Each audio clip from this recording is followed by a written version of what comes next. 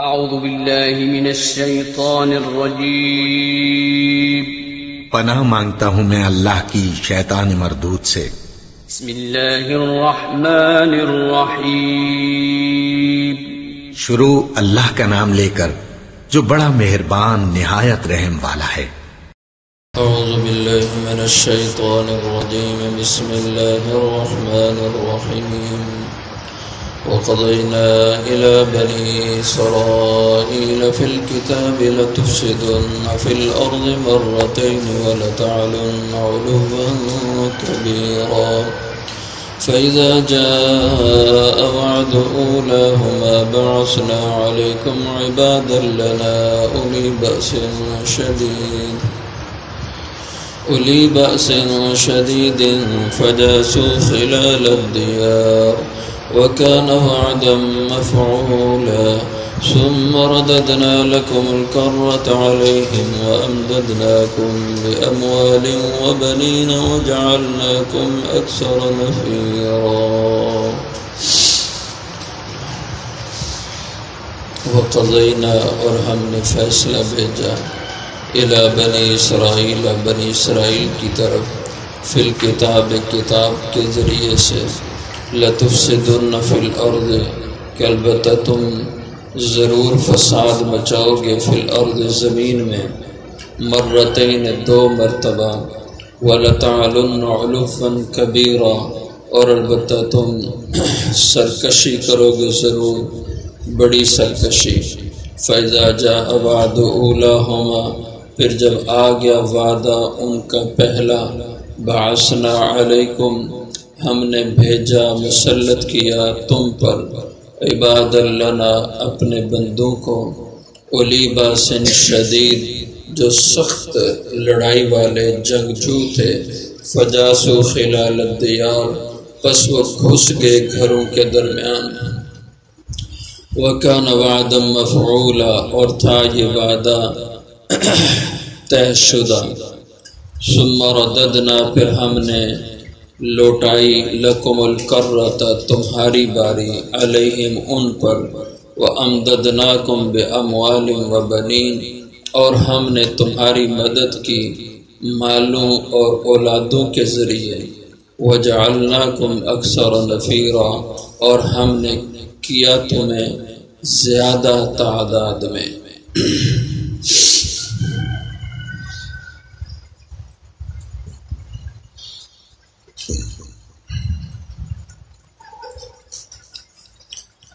بنی اسرائیل کا ذکر چل رہا ہے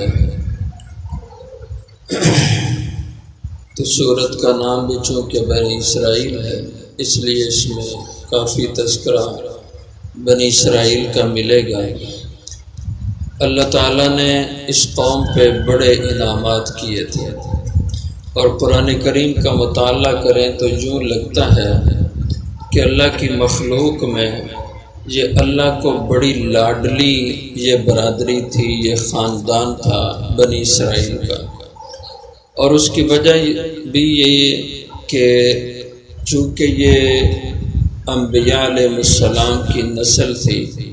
حضرت ابراہیم علیہ السلام، ان کے بیٹے یعقوب علیہ السلام،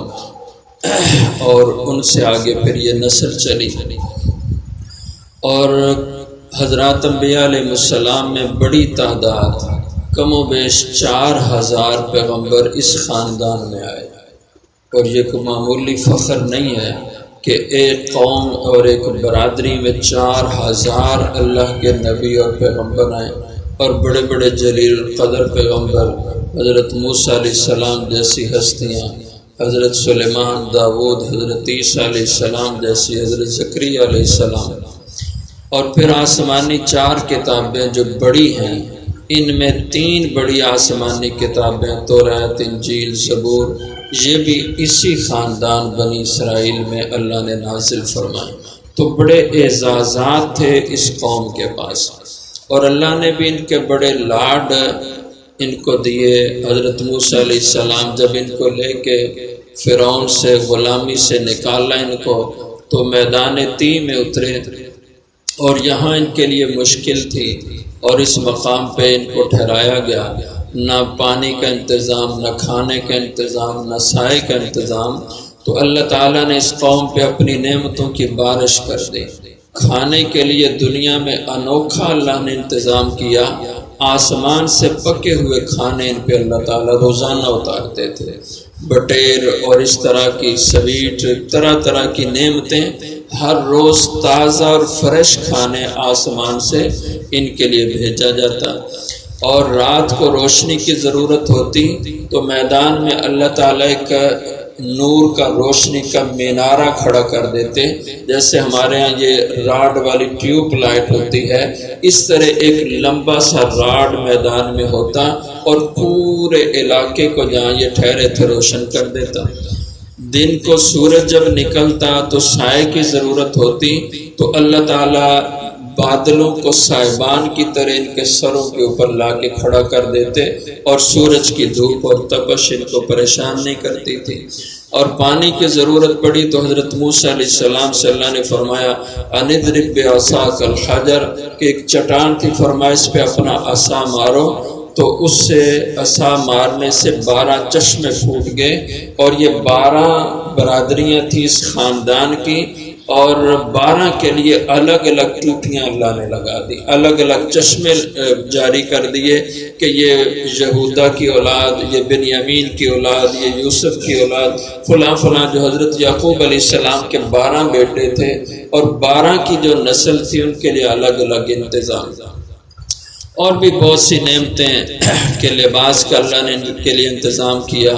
جو بچے پیدا ہوتے لباس کے ساتھ پیدا ہوتے، جیسے جیسے بچے بڑھتے جاتے لباس بھی بڑھتا جاتا تھا، تو اس طرح کے اللہ تعالیٰ کے انعامات ان کے اوپر بے شمار ہوئے۔ اور پھر ان انعامات کے بدلے میں ظاہر ہے جس قوم پہ اتنا انعام کیا ہو اللہ نے، اور ان کو لاڈلے انسانوں کی طرح اللہ نے رکھا ہو،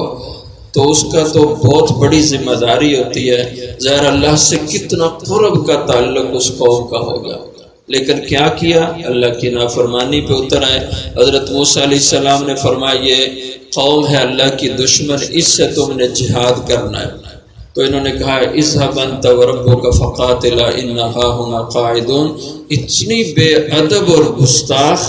کہ ابھی اللہ کی کتنی نعمتیں لے رہے ہیں، اور جب جہاد کا حکم آیا، اللہ کا حکم پورا کرنے کا وقت آیا، تو کہنے لگے موسیٰ جا تو اور تیرا رب جا کے لڑو، ہم سے نہیں لڑائی ہوتی۔ بے ادبی اور گستاخی کی انتہا تھی۔ تو بہرحال اس طریقے سے اللہ تعالیٰ کی اس قوم پہ نعمتیں اور انعامات لے کر برابر اس کی ناشکریاں، اس حد تک ناشکریاں بڑھی جب یہ لوگ اللہ کے باغی اور نافرمان ہوئے تو اللہ کے پیغمبر ان کے پاس آتے اور آ کر ان کو سمجھاتے کہ باز آ جائے ان حرکتوں سے اور اللہ کے حکم یوں نہ توڑو۔ تو اتنے مغرور اور سرکش ہو گئے تھے، ان کی گردنوں میں اس طرح سریے ٹھونک گئے تھے کہ جس نبی نے ان کی اصلاح کی کوشش کی اس نبی کو قتل کر دیا، اور دیدہ دلیری کے ساتھ نبیوں کو بے درے قتل کرتے۔ اور تاریخ میں لکھا ہے بعض موقعوں پہ ایک ایک دن میں 43 یا 60 یا 70 کے لگ بھگ انہوں نے پیغمبروں کا قتل کیا۔ ایک ہی دن میں اتنی بڑی تعداد میں اللہ کے نبی شہید کر دیے۔ ایسے بدبخت یہ لوگ ثابت ہوئے، اور پھر اللہ کا عذاب کا کوڑا ہے۔ ظاہر ہے اللہ کا تو کوئی چہیتا اس دنیا میں نہیں ہے۔ یہ اگرچہ کہتے تھے کہ نحن ابناء اللہ واحبا، یہودی اور عیسائیوں کو بڑا ناز تھا اسی وجہ سے کہ ہم تو اللہ کی اولاد ہیں، جو کہ نحن ابناء اللہ، ہم تو اللہ کی اولاد ہیں، احبا اللہ کے چہیتے ہیں ہم۔ تو اللہ کا تو کوئی چہتا نہیں، اللہ کا تو ایک ضابطہ ہے، جو اللہ کی اطاعت کرے گا اللہ اس کو نوازیں گے، جو اللہ کی نافرمانی کرے گا اللہ اس کی پکڑ کریں گے۔ اب اللہ کی پکڑ ان کے اوپر طرح طرح سے آئی، تو اس کا ذکر یہاں پہ ہے وَقَضَيْنَا إِلَىٰ بَنِي إِسْرَائِيلَ، اور ہم نے فیصلہ بھیجا، حکم بھیجا ہم نے بنی اسرائیل کی طرف، فی الکتاب، کتاب کے ذریعے سے، یعنی تورات میں، لَتُفْسِدُنَّ فِي الْأَرْضِ مَرَّتَيْنِ، کہ تم اپنی جو تمہاری طبیعت اور سرشت ہے نافرمانی اور سرکشی والی، اس کی بنا پہ تم فساد مچاؤ گے فی الارض، زمین میں، مرتين، 2 مرتبہ، یعنی جو بڑے فساد تم برپا کرو گے، وَلَتَعْلُنَّ عُلُوًّا كَبِيرًا، اور البتہ تم ضرور سرکشی کرو گے، بڑی سرکشیاں۔ فَإِذَا جَاءَ وَعْدُ أُولَاهُمَا، اور جب پہلی سرکشی کا ان کا وقت آیا کہ انہوں نے انتہا کر دی سرکشی کی، اللہ کے نبیوں کو قتل کرنا شروع کر دیا، فَإِذَا جَاءَ وَعْدُ أُولَاهُمَا، تو جب آیا وعدہ ان کا پہلا، ان 2 میں سے پہلا موقع آیا، تو بَعَثْنَا عَلَيْكُمْ عِبَادًا لَنَا، تو ہماری پکڑ ان کے اوپر پہلی آئی۔ پہلے ان کے فساد اور ان کے بگاڑ کی پاداش میں پہلا اللہ کا عذاب آیا، اس کی شکل یہ تھی کہ بَعَثْنَا عَلَيْكُمْ عِبَادًا لَنَا، ہم نے مسلط کر دیے تم پہ عباد لنا، اپنے بندوں میں سے کچھ بندے، اولی باسن شدید، جو بڑے سخت قسم کے لڑائی والے، یعنی سخت جنگجو تھے اور بے رحم قسم کے قاتل تھے، وہ ہم نے تم پہ مسلط کر دیا۔ تو بخت نصر اس زمانے کا بڑا ظالم بادشاہ تھا، اور یہ فارس کا، ایران کا بادشاہ تھا، جو اس زمانے میں فارس کی سلطنت تھی، جس میں ہمارے یہ سارے علاقے آتے تھے۔ یہ ہمارے پاکستان کا بھی کم و بیش آدھا حصہ اس کی سلطنت میں آتا تھا، اور اسی طرح یہ عراق، ایران، افغانستان، یہ سارے علاقے اسی سلطنت فارس کے تھے۔ تو یہاں کا بادشاہ بخت نصر تھا۔ اس کو اللہ نے ان بنی اسرائیلیوں پر، اس وقت ان کا ملک شام کا تھا، شام میں ہی اس وقت یہ سارے علاقے، فلسطین، اردن، لبنان، یہ سارے علاقے شام کے اندر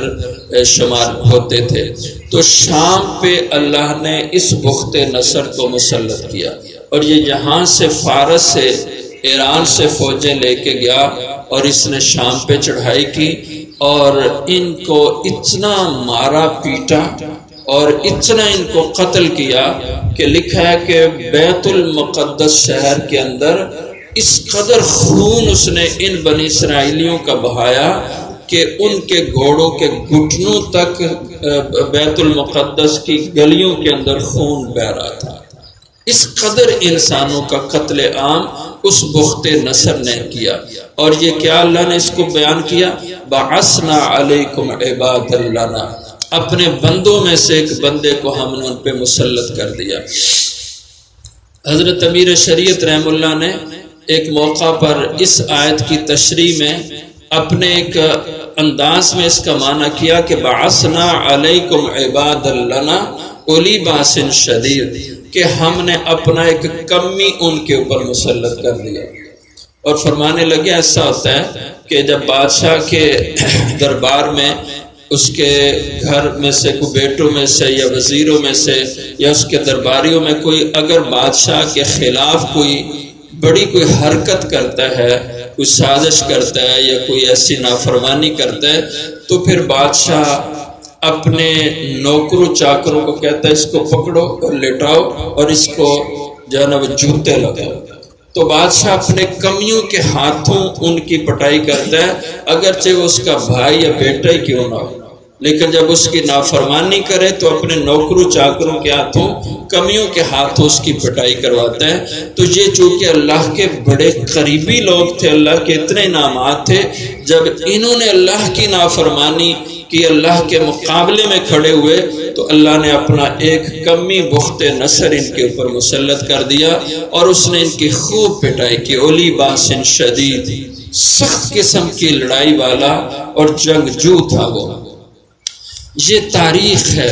اللہ کا ایک دستور ہے کہ جب کوئی قوم اللہ کی نعمتیں استعمال کر کے اسی رب کی ذات کو فراموش کر دیتی ہے اور ان ساری نعمتوں کو اپنی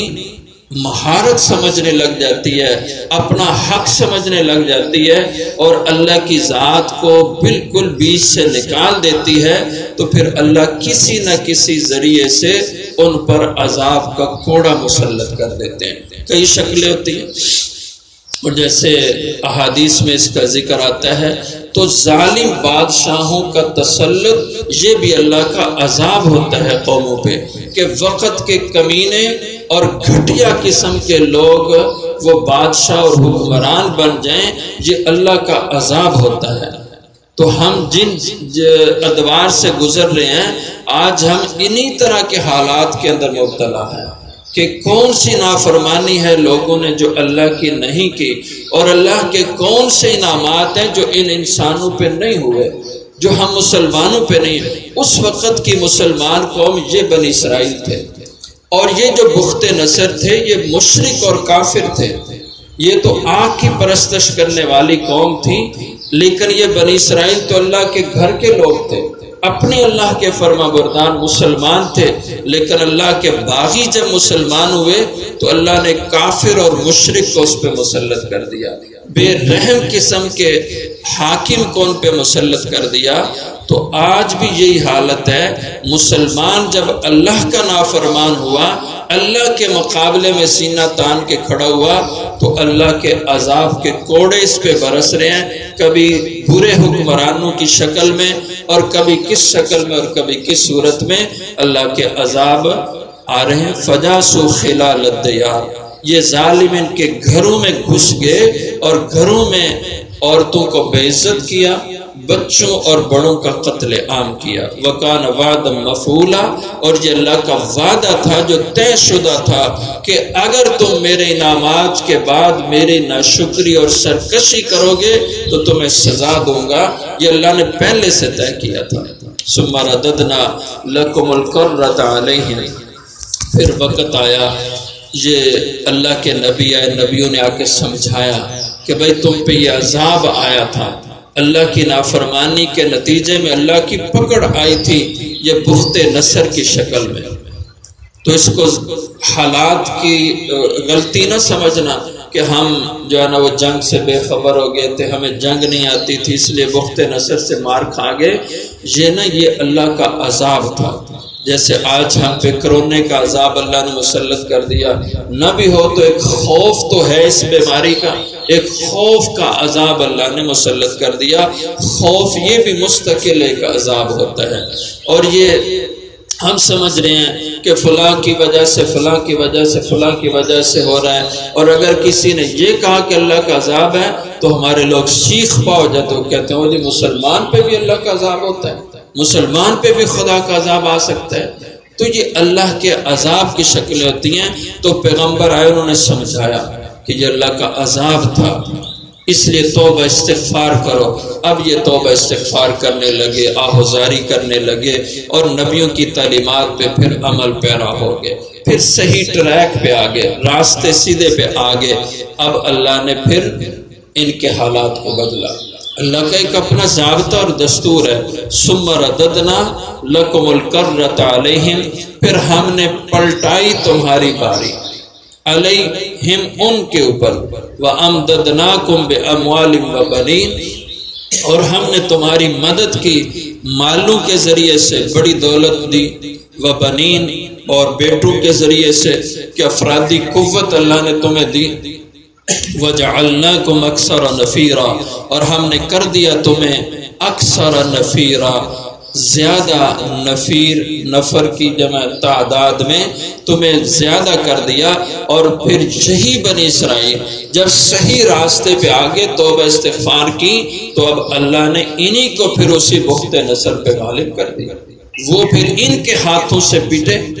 تو یہ تلک الایام نداولھا بین الناس، یہ دن اللہ پلٹاتے ہیں، جب کوئی قوم اللہ کی نافرمان ہوگی مار کھائے گی، اور جب اللہ کی فرما برداری پہ آئے گی تو اللہ کی مدد اس کو ملے گی۔ اللہ کا رشتہ کسی قوم کے ساتھ نہیں ہے، اللہ کی ذات کا اگر انسان سے جو تعلق ہے وہ عابد اور معبود کا ہے، وہ ساجد اور مسجود کا ہے، وہ خالق اور مخلوق ہے۔ مخلوق اس کی بندگی میں رہے تو اللہ کی اس کے ساتھ مدد ہے، بندگی سے نکل جائے اور خود خدا بننے کے چکر میں آ جائے تو پھر خدا ان کو اپنے کمیوں کے ہاتھوں سے پٹواتا ہے اور ان کو بتاتا ہے کہ تمہارے اوپر خدا بھی موجود ہے اور اس سرکشی سے باز آ جائے۔